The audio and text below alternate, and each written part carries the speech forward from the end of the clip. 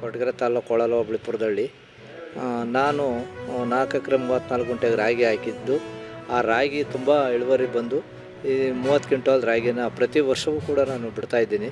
ಇದು ಕೇಂದ್ರ ಸರ್ಕಾರ ಸಬ್ಸಿಡಿ ಮತ್ತು ರಾಜ್ಯ ಸರ್ಕಾರದಿಂದ ಆಗ್ತಕ್ಕಂಥ ಅನುಕೂಲ ಎಲ್ಲವನ್ನು ಪಡಿತಾ ಇದ್ದೀನಿ. ಇದು ಒಂದು ಉತ್ತಮವಾದ ಕಾರ್ಯ ಇದು. ನಾವು 3 ಎಕರೆ ಜಮೀನಿದೆ, 3 ಎಕರೆಗೂ ರಾಗಿ ಇದೆ. ರಾಗಿ ಬಗ್ಗೆ ನಾವೆಲ್ಲ ಮಾಹಿತಿ ತಗೊಂಡೋಗಿ ಇದೆಲ್ಲ ಹೆಬ್ಬೆಟ್ಟು ಒತ್ತಿ ಮಾಹಿತಿ ತಗೊಂಡು ಹೋಗೋಕ್ಕೆ ಬಂದಿದ್ದೀವಿ.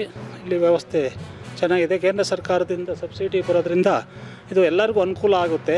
ಭಾಳ ಚೆನ್ನಾಗಿದೆ. ರಾಗಿ ಬೆಳೆದಿದ್ದಕ್ಕೂ ಒಳ್ಳೆ ರೇಟು ಕೊಟ್ಟಿದ್ದಾರೆ. 4880 ಮಾಡಿದ್ದಾರೆ. 886 ರೂಗಳನ್ನು ಸರ್ಕಾರವು ನಿಗದಿಪಡಿಸಲಾಗಿದ್ದು ಅದರಂತೆ DBT ಮೂಲಕ ರೈತರಿಗೆ ಹಣ ವರ್ಗಾಯಿಸಲಾಗುತ್ತದೆ.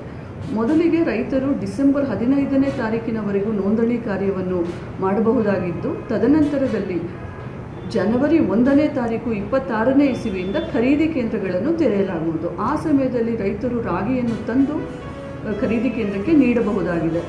ರೈತರು ರಾಗಿಯನ್ನು ತರುವ ಮುಂಚೆ ರಾಗಿ ಸ್ಯಾಂಪಲನ್ನು ತಂದು ಅದರ ಗುಣಮಟ್ಟವನ್ನು ಪರೀಕ್ಷಿಸಿ ಗುಣಮಟ್ಟವು ತೇರ್ಗಡೆಯಾದ ನಂತರವೇ ರಾಗಿಯನ್ನು ತಂದು ಖರೀದಿ ಕೇಂದ್ರಕ್ಕೆ ನೀಡತಕ್ಕದ್ದು.